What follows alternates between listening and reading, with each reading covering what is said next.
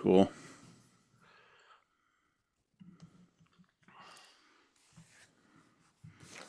Can you see if people show up? I don't know where that is. So Greg has it somewhere. That's all right. So it doesn't show up on the YouTube page where it's streaming. I'm sure it does, but I've never even been there when. Yeah. So you open. I guess shout out is Blake. That's the only shout out we have left, right? Yep. And what are we calling this? No tariffs? Yeah. We call this. We promise not to talk about tariffs. Real quick, Ed, are you able to turn your microphone down just a little bit? Down. Would you prefer it in Zoom or on the mic? Let's try on the microphone. Okay. I always forget which one. I think this is the one. All right. Yeah, it's already down. It's like two there. All right, then it may be. Let me just get another quick count back from 5 for you. Okay.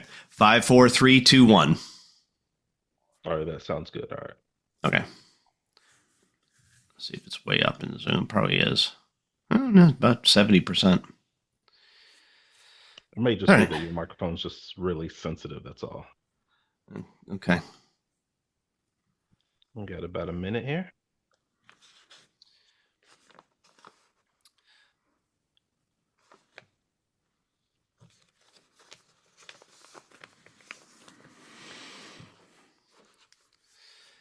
So some of the folks that are going to be that were on our list run of distribution list for the Revelation are at this event with Gail. So okay, which is fine. Jennifer, Jeannie, Brian Tanksley. I think Blake is going to be there. Donnie Shimamoto. Blake Oliver. Blake is not showing up here. Gail. Oh, yeah. No, he said he's going to be at Engage. Oh, okay. I think he dropped out of the... Oh, that thing. Yeah. Gail's thing. Okay. Yeah, he did. But Sean Stein-Smith, that'll be a good one. I saw him in New Jersey. Yeah, we talked for a while. Asked him if he knew Kimberly, and he had read her, knows of her, but he's never met he her. at Lebanon College too? No, he was a visiting fellow at AIER for a while. Oh, okay. He did like a summer there or something. Okay. So I asked him if he knew Kimberly, but well, we're coming up to showtime. You guys ready for your counting? You bet. Let's do it. All right. Have a great show. Starting in 5, 4, 3, 2. Welcome to the Soul of Enterprise, Business and the Transformation Economy, sponsored by Woodard, building your ideal practice with coaching, education, community, and resources. I'm Ron Baker, along with my good friend and Threshold colleague, Ed Kless. On today's show, folks, we promise nothing about tariffs. Nothing. Done. Over it. You're not over it, Ron, but I put the show title in specifically for you because I've gotten feedback from people who say, well, man, Ron is hot about this. I'm like, yes, he's hot about stupidity, but we're not going to talk about it. So let's go on. There you go. All right, Ed. I thought what we do usually when we just go to our stack and do a potpourri of stuff, and I thought I got a bunch of stories in my stack that just relate to business. And so I kind of wanted to clear that out. So I thought that's what we do today. Let's bring it on, baby. Let's talk. So I think you had a story in last week's bonus about Disney, something about the theme parks being 59% of the profits. Yes, they've crossed the threshold where now that is the majority of the revenue from Disney is theme parks. Yep. And the Economist wrote about this too. It's the Disney's experiences division, which includes the parks, the cruises, and the hotels. It generates $34 billion in revenue for the company in its most recent fiscal year, and that's around a third, it says, of its total revenue, but more than twice the profit of its entertainment division. That's correct. It was the profit that it was. Yeah. Which, and of course, the entertainment is the movies and the TV streaming and all of that. But I didn't know, Ed, that Disney unveiled plans just a few weeks ago for its new park in Abu Dhabi. Yep, I did see that as well. Yeah. Wow. That kind of blew my mind. That's cool. Well, my question is it going to be entirely air conditioned? Because Yes. it's pretty hot, like a lot in Abu Dhabi. But I guess it's pretty hot in Florida and Southern California too. That's true. That's true. And it's funny because I think Comcast has got a new park and they only bring in about $9 billion in revenue from their parks. So they're trying to catch up. They want a piece of Disney. I guess they opened a new park in Universal Studios that's kind of going after Disney. So we'll see how that plays out. But wow, I did not know that about Abu Dhabi Park. Yeah. Well, you had just done a presentation for the New Jersey Society of CPAs about Disney, and I just wonder, you mentioned that there were some challenges with the presentation, but how did the message go over? How did the message go over with people? Does people still resonate with talking about the Disney stuff? Yeah, they do. It was the questions. There were some Disney files in the audience. So one thing I did learn, Ed, if you just put Disney in the title of a presentation, you're going to get more people. So just it's like clickbait, right? Yeah, that's pretty. and I had a guy who asked me. In fact, it was one of the AV guys. He said I worked at what was it, Paradise Island in Walt Disney World. That's where they had restaurants, and I think that was the little place that every day was New Year's Eve, and so they'd have a party in all the restaurants and bar. It was a bar scene. And he said, "So what?" Treasure Island. Thank you. Yes. That's it. And he said, so what did Walt teach you? He said, because I worked there for 11 years or something. And I said, well, the big lesson, if I had to pick one thing, was plussing. Always plus the guest experience, because he just intuitively understood. I'm sure he never ran any numbers on this, but he intuitively understood that it was much better to, keep a customer or a guest than it was to get a new one. And he said the only way you can bring people back generation after generation is constantly delight them and surprise them. And that was his plussing concept. So we did have a very interesting conversation about some guy, didn't challenge me, but just said, don't you think Disney's lost its way a bit? And I said, yeah, I do. I think, what was the guy's name? Bob Chapek, the CEO. He kept raising the prices. And now I don't know if this was a conscious decision or not. Certainly the price rises were a conscious decision, but I'm talking about it was almost as if Disney was trying to turn itself into a luxury brand. And I said that was a mistake, because Walt's original intent was to democratize it, keep the price of the park, relatively affordable for everybody. Now I said, he's got a lot of other ways to reach into your pocket and grab money. Don't get me wrong.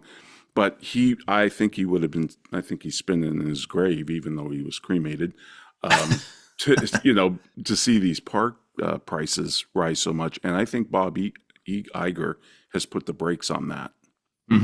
Yeah, no, I did see a story about that where Bob Iger said that there would be no price rises. I think 2026 or 2027. I forget the date. But I will say this: I've seen your presentation on Disney, and it's a fantastic presentation.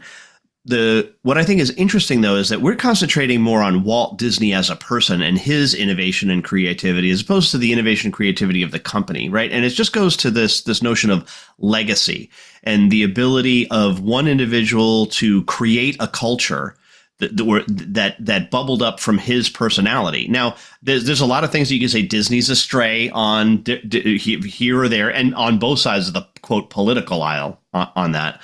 Sure. But the reality is that the culture of Disney, the capital G guest, the notion that on stage, off stage, that those inherent things about the culture, they're still around. Absolutely. All the language changes You know, it's not an amusement park, it's a theme park. We don't have rides, we have adventures and experiences. All of that has remained just the way he envisioned it. And my favorite part of the story, Ed, is the four experts that his C-suite talks to and presents the idea to them at a amusement park conference in Chicago. Walt's in New York with his brother trying to get financing for the whole thing. This is 1953. And his C-suite has got this little crude drawing that one of the illustrators did of Walt's idea for Disneyland. So it's got all the different lands. It's pretty good drawing, but you know, park looks a little bit different. But anyway, they're presenting it to the four top amusement park owners in the country. These were the experts of running an amusement park. And man, they went after this page after page about all the things wrong with Disney's idea. It'll never make money. He's got way too much space dedicated to things that don't produce revenue, like the fire department and town hall. None of these things make any money. And custom rides, are you kidding? You're going to build custom rides? Only off-the-shelf rides work. And you know, there's no beer, there's no hot dog sales, there's no Ferris wheel. There should be an entrance in all four corners, you know. There can't be one entrance. You're going to have a bottleneck. I mean, all the way down the line, they told him a million reasons why this wouldn't work. He ended up hiring two of them as consultants and probably never listened to them. He just wanted them there for devil's advocate. Yeah. But it's just a great testament to how entrepreneurs will do things, even though everybody tells them that it won't work. I mean, they told Steve Jobs the same thing. They said, really? You're going to open Apple stores? It's going to be lights out in 6 months, probably less. Mm-hmm. And of course, now Apple stores have sales per square feet higher than Cartier. Yeah, yeah. Well, because they were experts in running amusement parks, not theme parks. Not theme parks. And that's the vision that Walt brought to bear on that. I did see, however, I don't know why this crossed my desk this week, and I didn't get a chance to vet it as to whether or not it's true. You may know that Walt was fired from one of his journalism jobs for, quote, lack of creativity.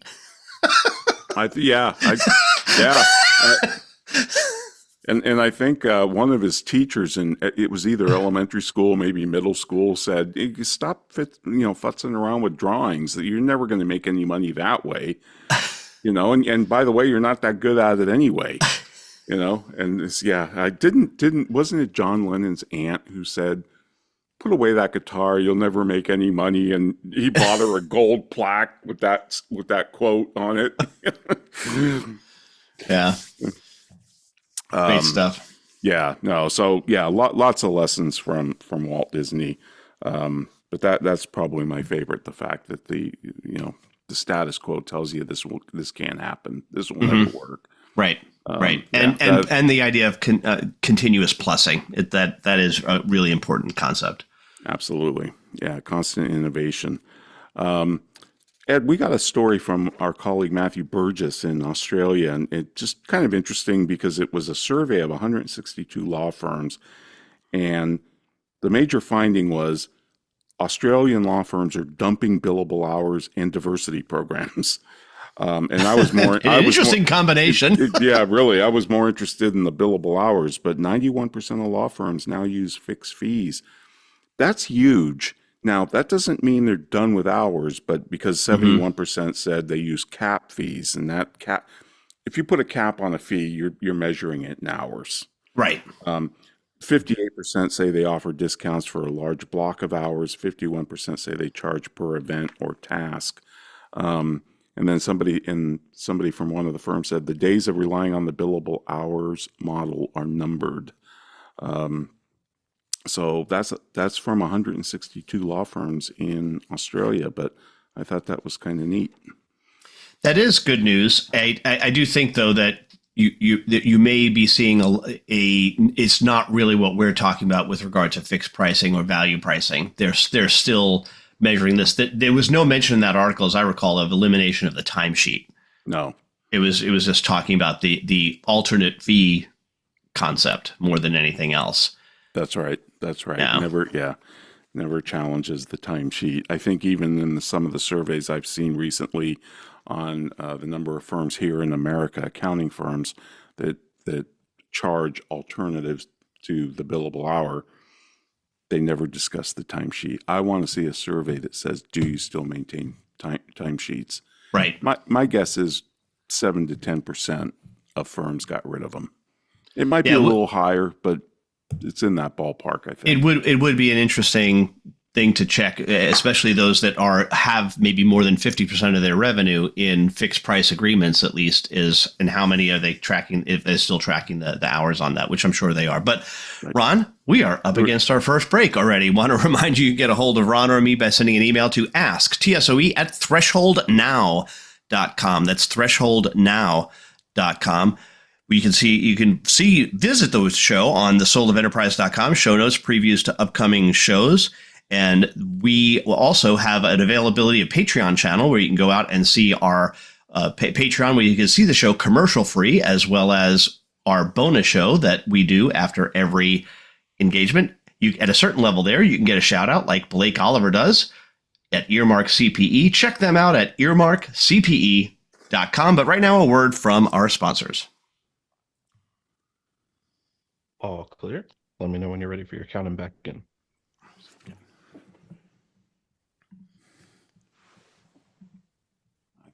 I gotta find something here.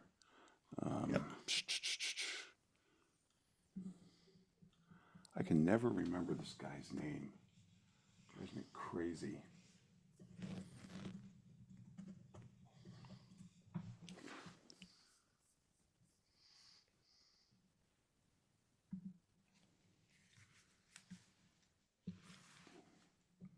Guess it's Danilo. Zada. He's a PPS member, faculty, speaks at PPS conferences. I've never met him, but he puts out something weekly on LinkedIn, and I've quoted from him before. But this is about pricing, so you're going to find this interesting. I think I sure did. Okay.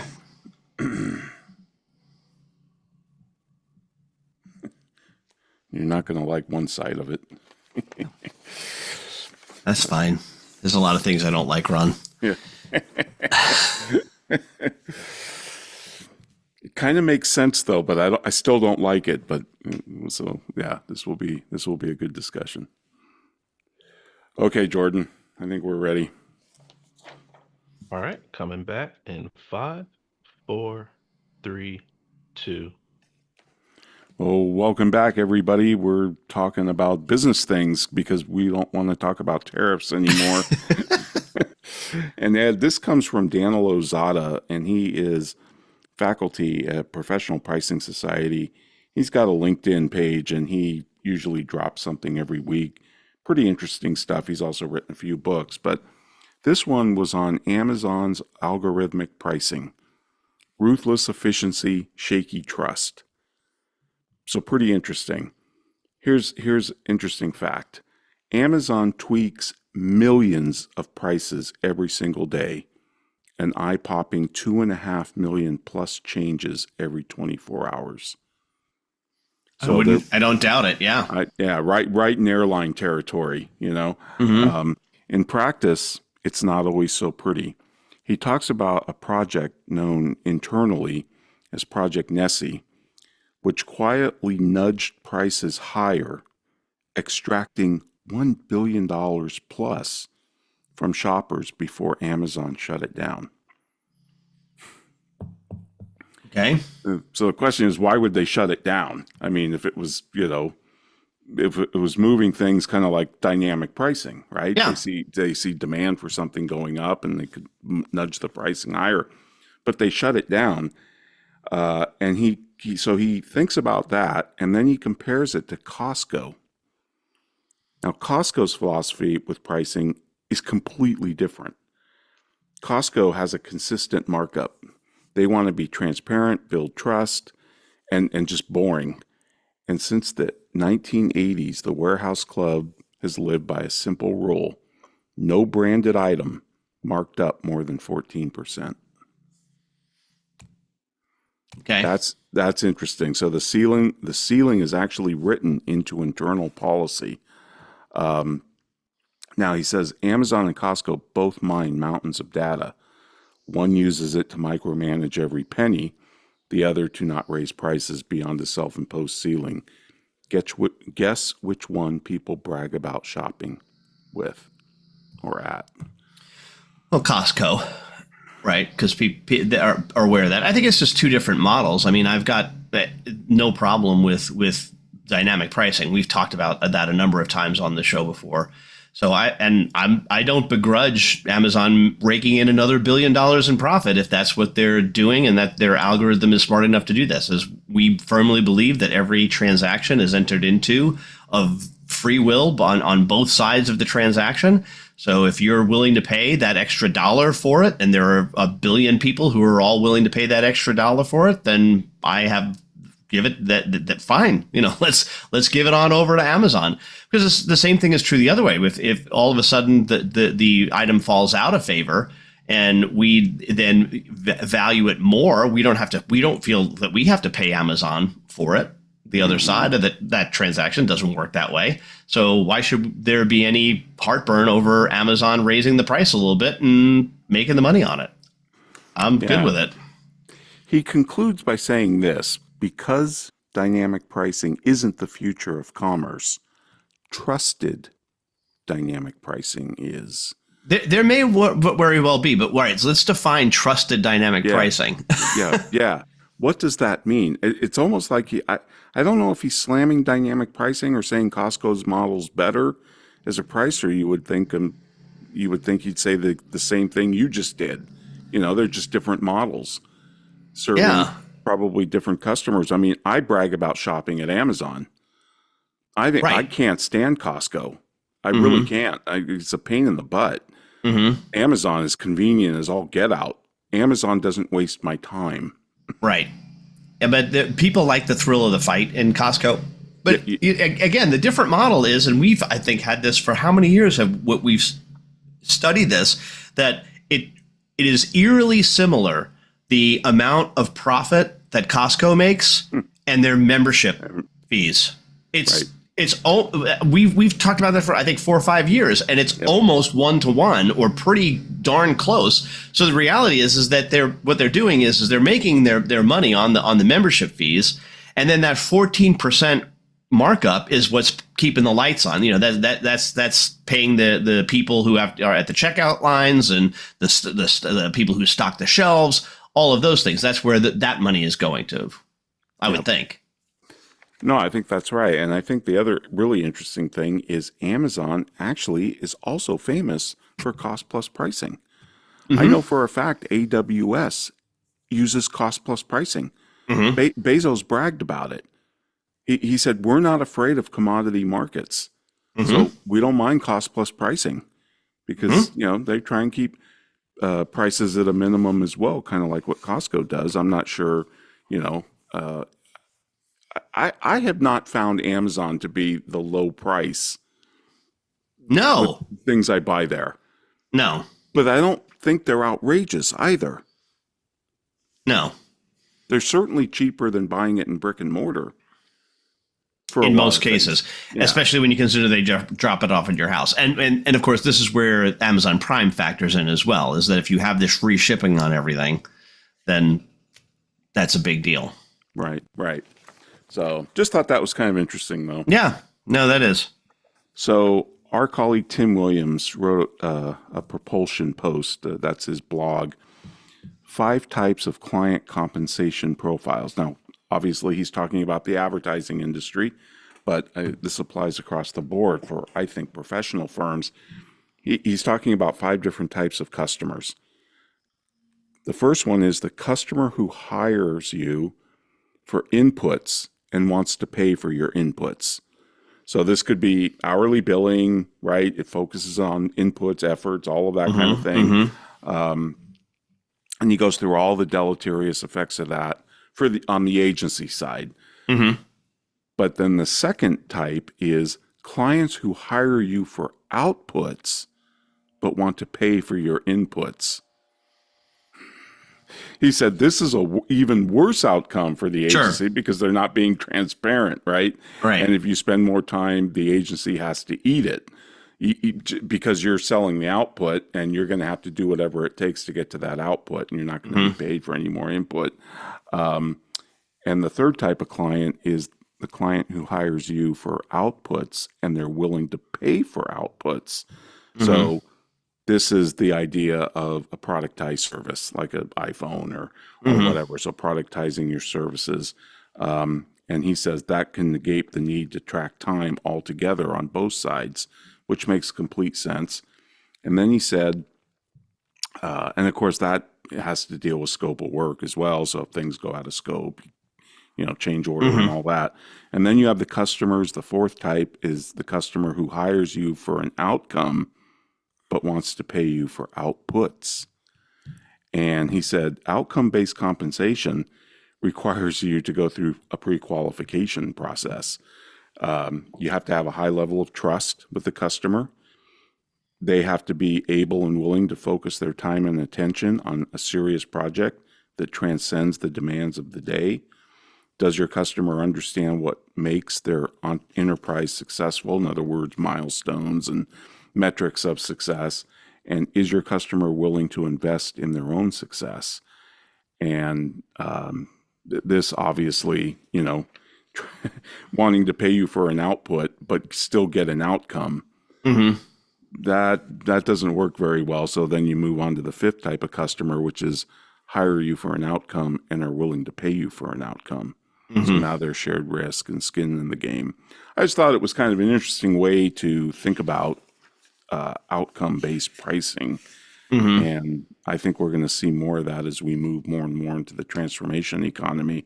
I just don't think we're there yet.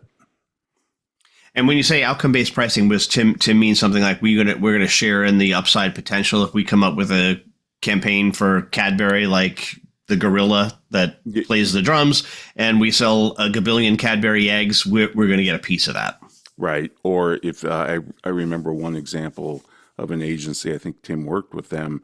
They had Audi, I think it was Audi, and they said, we'll do the campaign, $50 a car, something like that. And they just took a piece, and that certainly aligns the incentives. Yeah. So, but I, this distinction between an input and an output and an outcome tracks really nicely with the whole transformation economy. I just think we need to get the language right. We should stop talking about outcomes and start calling them transformations. So the question then that I have is, why do you think that there are people who are not willing to pay for outcomes? If the outcome is a shared risk, and there's an equal downside for the person who's purchasing the outcome, because if the outcome doesn't happen, they're not going to pay. Why do people not want to do that? They think that they're getting ripped off if the outcome is far superior than what they anticipated. Yeah. I think that's it more than anything. That, well, if we have windfall profits, why should we share such a big amount with you? Right. Sure, because we were the ones. Yeah, we helped you. That's why. Yeah, but we've got the brand, we've got the IP, we did the selling. We took all the risk. Well, I think this is some of the pushback that firms get when they try and introduce a tip clause. They hear the same type of thing. Why don't you just charge me by the hour? Yeah. Why should I give you $1 million if you help me sell my business when you would have charged me $50,000 by the hour to sell it?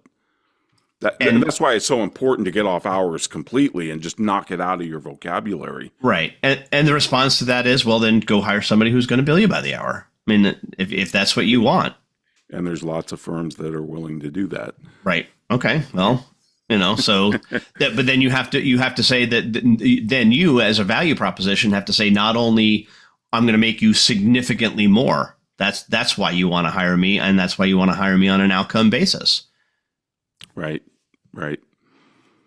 Joe Pine recently wrote a post about outcome-based charging, and charging for change, as he calls it, which is more about transformations. And he gave some really interesting examples. I'm not going to go through this because it's not public, really, but when his book comes out, this will be in there.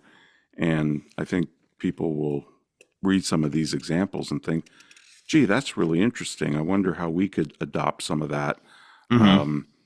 But I think a really good interim step to charging for outcomes or transformations is subscription model.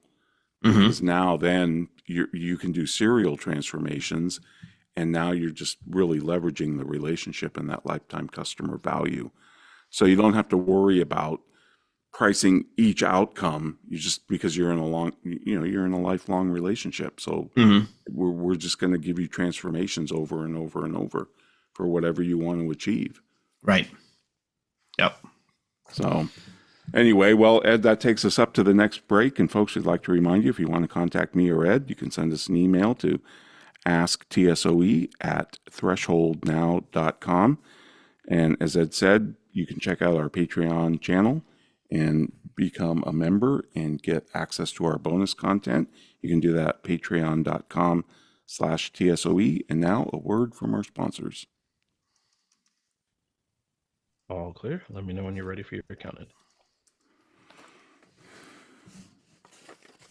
Yeah, I realized I had Joe's post here, but I don't want to talk about it because it's, Oh, it's one of the it's behind the paywall. Yeah. Oh, It's okay. behind the paywall. I got a couple more Tim Williams things.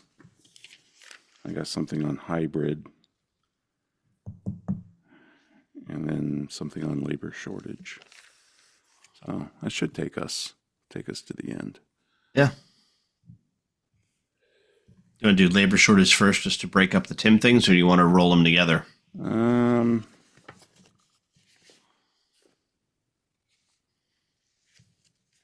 Yeah, let's roll them together. Okay. Because they kind of fit a same theme a little bit.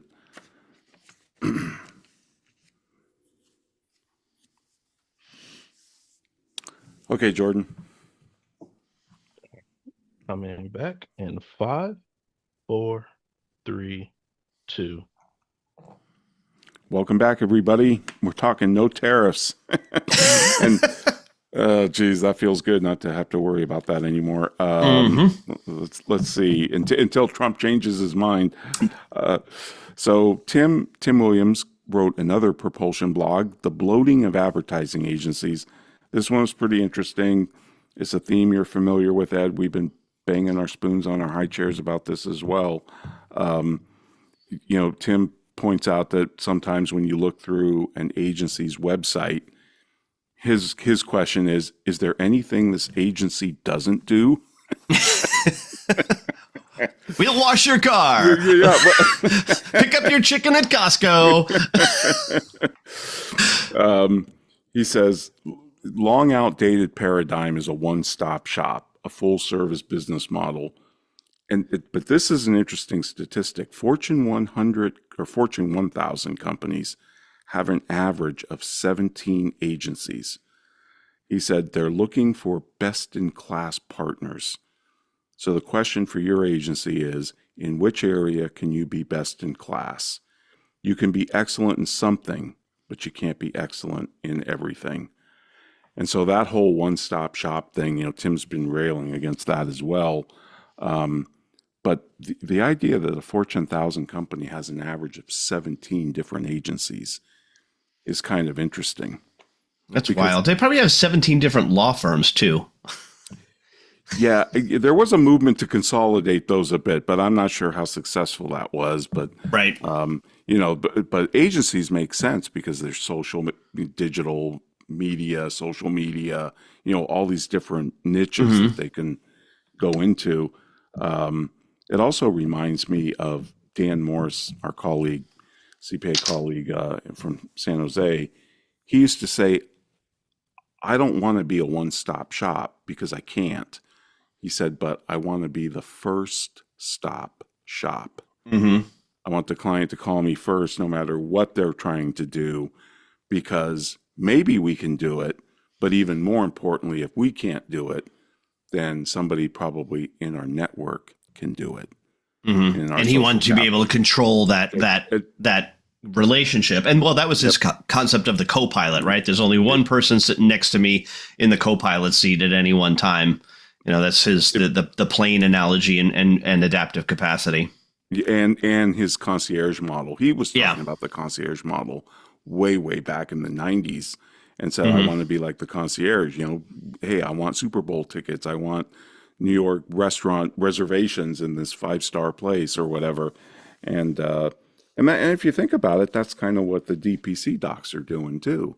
Well, that's the real trusted advisor that David Maester was talking about. And we've done shows on the fact that stop with the trusted advisor. And that's similar to full service firm. That we are your trusted advisor thing is way worn out. I can't believe that firms still are harping all over that. I hear it all the time, still to this day.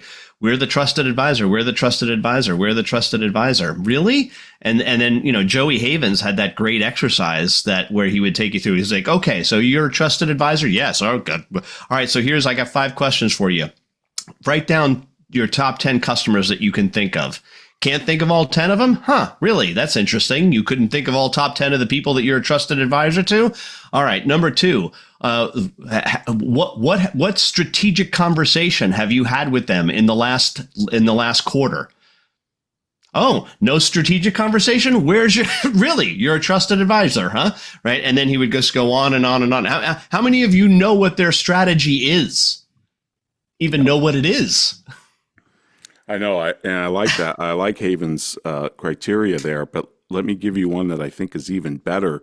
But it's almost an impossible standard, but I love it anyway. Well, that's the point, though. Yeah, okay. It is the point. And it's Mark Gandy. And Gandy, and he doesn't use this phrase. He does fractional CFO work, but he hates the term. He said, "There's nothing fractional about me," right? Which I love. Which I just love. No, that's great. But so it's CFO services. So here's Mark Gandy's definition of CFO, even if it's fractional, part-time, whatever you want to call it. He says, if something happens to the CEO, you can step in and grow that business year to year. I love that. That is a brutal criteria, but that's what makes it so inspiring. Right. That you could actually take over the business and it would be almost seamless, succession, which I think is a real interesting way to think about it. So going back to this, the companies that have multiple agencies, what is it? It's the Fortune 1000 or Fortune 500? I forget which one. Okay. 1,000. Yep. And then I immediately made the comment that, well, they have multiple law firms too, which is probably true. And some of that is just to conflict of interest others out, like if they ever get sued, right? So part of that is like, we're on retainers. They can't sue us is really what that, but how many have multiple accounting firms? Probably not many. Certainly not auditing firms. They might now. A lot of them do use like a Big Four for their audit, and they might go to another Big Four for the consulting, just to keep the independence factor at bay. Sure. So, so we do see that, but yeah, it also reminds me too, Ed, of I remember sitting in a room with CMOs from like Fortune 500, even actually Fortune 100 companies, office like Ford and Procter and Gamble, and they sit around and they kind of were talking about the conflict of interest rules in advertising. So if whoever Coke's agency is, Pepsi ain't going to go near them. They're conflicted out. Right. And the CMOs were talking to one another, and they're like, "Do you use McKinsey?" Yeah, we use McKinsey. We use them too. Do you use Bain and Company? Yep, we use them too. And they're like, what are we doing with these conflict rules? Wouldn't we want an agency who knows how to sell beverages? Right. Right. It's always fascinated me, but I don't think it's changed. No, that much. But would you conflict in accounting too? If you were the auditors for Pepsi, would Coke be like, we don't want to be with that firm either? I mean, I don't. No, not at all. I mean, a lot of accounting firms, they do banks, and they'll have Wells Fargo and maybe B of A. I mean, and that doesn't bring up any conflicts at all. No, in fact, it brings up the idea of going deep in a particular industry, right? And like the industry expertise, that's what we're selling on. So, and it's just interesting that the different professional models, how they might approach this whole notion of conflict or not. Yeah, for sure. And then, of course, Tim goes on to point out that, you know, give up the notion that narrow is the same as small. I love this idea. Let's talk about a little bit more about this. So explain that. Yeah, he said the most narrow professional practices have some of the largest customer bases in the world. And, you know, he always points out Starbucks, right? Mm-hmm. Yeah, it's narrow, but it ain't small. And then, you know, just how if you're narrow, it expands your geographical base. So if you're the world expert brain surgeon or oncologist in a particular type of cancer, people will flock to you from all over the world to see you, where you're not going to get that if you're a generalist. Mm-hmm. So that's another really interesting point. And then he ends by saying, and just the way he words stuff, I love it. He says, by doing a few things well, you become intensely appealing to a select group of prospects, as compared to a generalist strategy in which you are only mildly appealing to prospective customers who can easily find similar services elsewhere. Mm-hmm. So he's just, again, making the point that you can't be all things to all people, and you're defined by the customers that you don't have. That is such a profound statement. Yeah. I actually have, I don't know if I know Tim said this, but I heard him talk about that as there's only two basic marketing strategies: intensely appealing to a small group of people, moderately appealing to a larger group of people. Yeah. Those are the two choices. That's it. Yep. You know? Yep. And that kind of bleeds into his the next article that I want to talk about that he wrote, because I kind of love this. He talks about lovers and haters, the test of a strong brand. He says in every category, including professional services, brands that flourish are not those with no detractors, but rather those with the highest love-hate ratio. A brand that lacks critics is almost certainly a brand that no one cares about. Mm-hmm. I love this. He says, from the New York Yankees to the New York Times. Yep. He said, start exploring ways to be polarizing, not in a negative way, but in a way that clearly sends the signal we're not for everyone. Being lovable doesn't get you loved. What gets you loved is standing for something. Mm-hmm. Successful brands are able to plot their position on the spectrum of love and hate, and to be in the middle is death. For one of America's most innovative jewelers is www, I had no idea, IHateStevenSinger.com. To sign up for his mailing list, you join the haters is what it says. And he says, this is great. He says, my colleague Ron Baker, one of the early proponents of value-led pricing for professional firms, knew he had finally arrived when an anti-fan created the website ronbakersucks.com. No longer there anymore, but it's okay. It's in the time machine, though, right? I think it's in the time machine. Maybe we should try to bring that back and stick it under the Threshold website. That would be hysterical. That was Paul Oper, that was so funny. I remember when he did that. Mm-hmm. I was picking on him in a presentation. I held up his actual OBK timesheet. This is when they still did them. So this was in the early years. And I said, look at this timesheet, folks. I said, it starts at 6 a.m. in the morning, and you turn it over, and it goes to 7 p.m. at night. And he called his assistant right then and there, and he said, reserve ronbakersucks.com.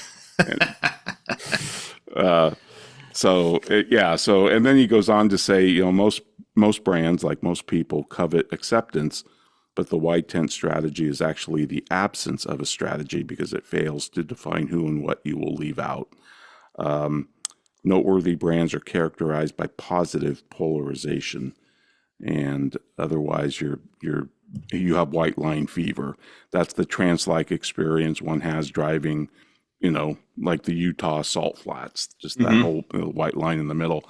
The first step isn't to change your practice, but rather to change your paradigm. the worst reaction to brand marketing isn't hate, it's apathy. Mm-hmm. That's a really good point. I absolutely agree. And if we haven't, which I know we haven't talked about it recently, so I'll just make the recommendation again. If you have not read Tim Williams' book, Positioning for Professionals, you need to go to Amazon immediately and get that book. It's still one of the great works out there from a positioning standpoint. Absolutely, and if and we guarantee it here at Threshold. That's right. He won't guarantee it, but we will buy it from you. Yes, if you don't like it, we will buy it from you. No, it is a great book. So, Ed, we're up against it again. And folks, if you want to contact me or Ed, you can send us an email to asktsoe@thresholdnow.com. Now we want to hear from our sponsor, Woodard, and their Scaling New Heights, which is coming up, Ed, in a couple of weeks. Yeah. I'll be doing 4 presentations there. So looking forward to meeting people out there. Always love doing scaling. It's a great conference. And now a word from our sponsor, Woodard. All clear. Let me know when you're ready for your counting back in. All right. So I got an article on hybrid work, which is really interesting, and I got one on labor shortage. Your call. Okay. We can deal with if we can deal with both of them. Great. If not, we can roll one over to the bonus. This is hybrid work. I mean, just it's kind of amazing. It's really been cut back dramatically. Yeah. I know. See the results of this survey. Yeah. Oh, but just a quick reminder, Ryan, do make sure you get me the links for this regular show, since Greg is not around to grab them. So I will. All right. Okay, Jordan. All right, coming back in 5, 4, 3, 2. All right. Well, welcome back, everybody. We're not talking about tariffs, but we're talking all things business.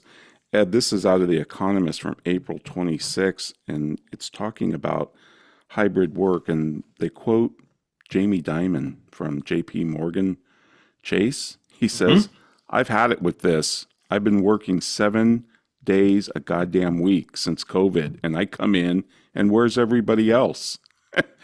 And so he put an end to, working from home.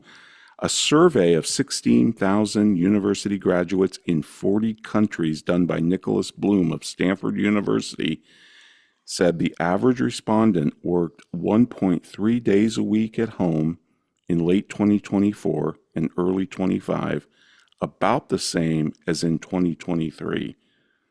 Canadians clocked in at 1.9 home days a week, Britain's 1.8, America 1.6, and French and Danish spend about 1 day a week at home. Even less enthusiastic is South Koreans, who spend about a half a day a week out of the office. This trend has really been cut back. It sure has been, and I do know why. It's presenteeism that Jody Thompson talks about. It's, if I can't see them, they must not be working. And I believe it's also lack of leadership. Now, the counter is, well, we found that people better collaborate when they're together in an office.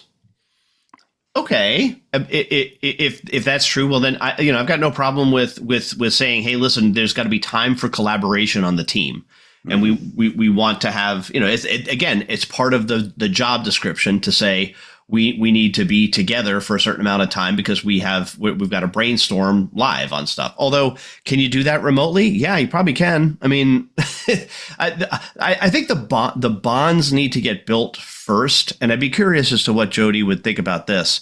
I think it's challenging to bond with somebody just two-dimensionally, long term. Right? Sure. Would you and I have the same rapport that we have with one another if we didn't see each other face to face on a fairly regular basis, or had never seen each other face to face? No, I don't think so. or work together Yes. Yes. Uh-huh. physically in the same room doing Yes. presentations or whatever. I mean that, yeah. I am such of two minds of this. I mean, and I know we've talked about this before, but and I do realize this is work specific, depending on Mm-hmm. the nature of the work that you do. In accounting, I can see the benefits of focused time, no Mm-hmm. distractions, plowing through something, a difficult problem, or just something that you've got to work on that requires focus. But I also see the Chesterton fence point. There's a reason all these businesses have offices and they bring people together. Mm-hmm. There's a reason for that. I mean, look at Apple, look at Google. Mm-hmm. They don't do any of this stuff. You're in there 5 days a week. Amazon brought everybody back. Mm-hmm. So I don't know. I don't know if there is one right way. But yeah, this kind of surprised me that it was so low. Well, it's almost 2 days. I mean, you remember, you got to round Hmm. up here, right? Yeah, You got to think, okay, if it's 1.6 yeah, days, that probably means it's closer to 2 days a week. sure. And my son Sean has an internship this year with the Texas Society of CPAs, and he's working 4 days a week, two in the office, two home. To home. Hmm. So that's built into what they're doing. My spouse, she's 2 days. She's only 2 days a week in her office now. She's 5+ days a week because she does stuff obviously on weekends. She's getting paid a salary and is not clocking in. But it's but 2 days a week she goes in, but not for the entire day. I mean, she goes in early and then leaves. Well, it's probably 8 hours now that I think about it, because she gets in there really early and then leaves at 3. So. The other thing this makes me think of too, Ed, you had that article, was it out of the Dispatch by Scott Lincecum Mm-hmm. about AI is going to create more jobs. Correct. Yeah. And that was a really interesting piece. I did like it. But then I just read today Andrew Studiford talking about how AI is knocking out like internships for one, Correct. and the bottom rung of people because they're turning those tasks over to AI and they're just Mm-hmm. not hiring at an entry level position anymore. Right, which leads to another challenge, and that is sometimes these entry level positions are the things that were the feeders for the next level. So, Exactly. for example, if you turn your entire customer service or what do they call it, marketing services, where you're trying to qualify leads. And Mm-hmm. if you turn that over to AI agents but that's where your new salespeople came from. You would hire 50 of those people, and 5 of them would eventually make it up the ranks and become the next level of sales folks. So it's interesting to see what will happen then. I guess we just hire direct into those sales positions, I suppose. I don't know, and I think this might lead into your next story, which is everyone is complaining they don't have enough people. I mean, we're still at virtual full employment in the United States. Yeah, no, and this is out of The Economist from March 15th, and it says low unemployment America, a third of firms say they experience recruitment challenges. In high unemployment Italy, a quarter have the same complaints. From Hong Kong to Guatemala, over 2/3 of employers moan about a talent shortage. The story is consistent over time. The story is also consistent across industries. Some economists say there is a lack of blue-collar workers. Others worry about who's going to pick the vegetables. Still Alex Tarabek of George Mason Mm-hmm. University, his worry, the extreme shortage of high IQ workers. Mm-hmm. He says people always say there is a labor shortage. The term is slippery, perhaps even incoherent. So, and this is a fascinating article. It says at the micro level, it presents a different story. Labor shortage is a question of price and distribution rather than scarcity. What it really means is that the employer cannot hire them at the wage it would like to pay. The labor shortage thus implies a normative claim that there should be more workers at the prevailing wage rate, rather than describing an economic reality. And then it says, dig into the data even deeper. The evidence of shortage often melts away construction is a classic example of a shortage occupation. In the past decade, the share of the American workforce in construction rose from 4.5 to 5.2%. That doesn't scream shortage, but data on wages has been slower than the overall average. And he says even high wages are not necessarily proof of a labor shortage. No amount of wage increases is going to create more of, Steve Curry, or take your famous whatever your favorite sports star is, right? He said this is Tabarrak's air about high IQ workers. There's always scarcity of very high performing individuals. Mm-hmm. Otherwise, they wouldn't be high performing individuals, right? Exactly. And there's only so many high IQ people. He said the real culprit is stringent occupational licensing requirements that make it difficult for workers to move in and out of, jobs in demand. And he also talks about how, and this is an interesting point I've never considered, but in a lot of countries, if business people say there's shortages, there's healthy subsidies up for grabs. There's all sorts of credits and things for hiring people and all of that. That's kind of interesting. And this guy says politicians just need to get out of the way. And relaxing land use rules would also allow people to move to areas where job growth is strongest. Yeah, I mean, it's complicated, right? It's all interconnected with some of these things. But I think you're right. I mean, the fact that people can't find decent places to live at a lower price, but which creates the housing shortage, which creates a lack of people in that particular area. What is interesting though is the first part of that article where he was saying, oh, the shortage is just a shortage of people willing to work at that particular wage. Is that true, though?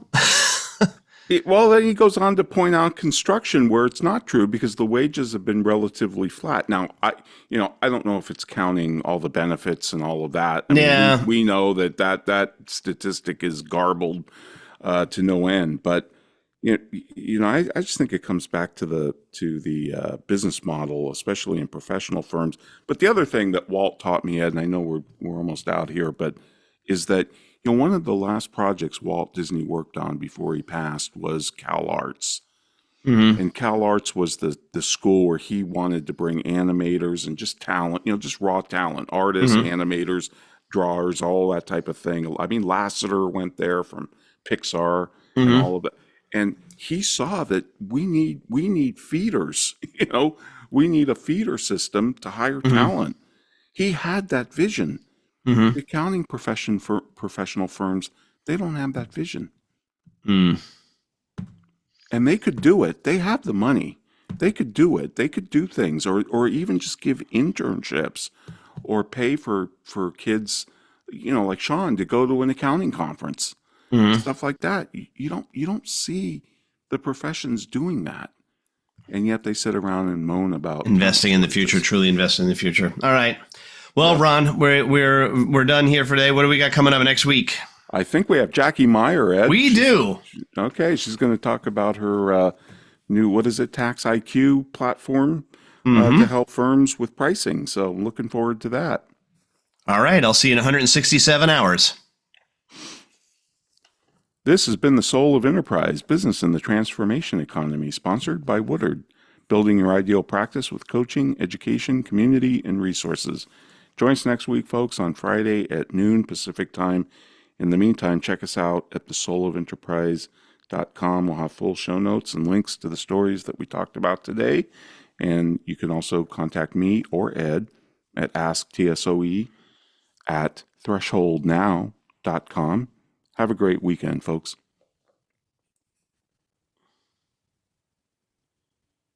All clear. Great show. All right. Thanks, Jordan. All right. Thanks, Jordan. Hope you both have a great weekend. Yep.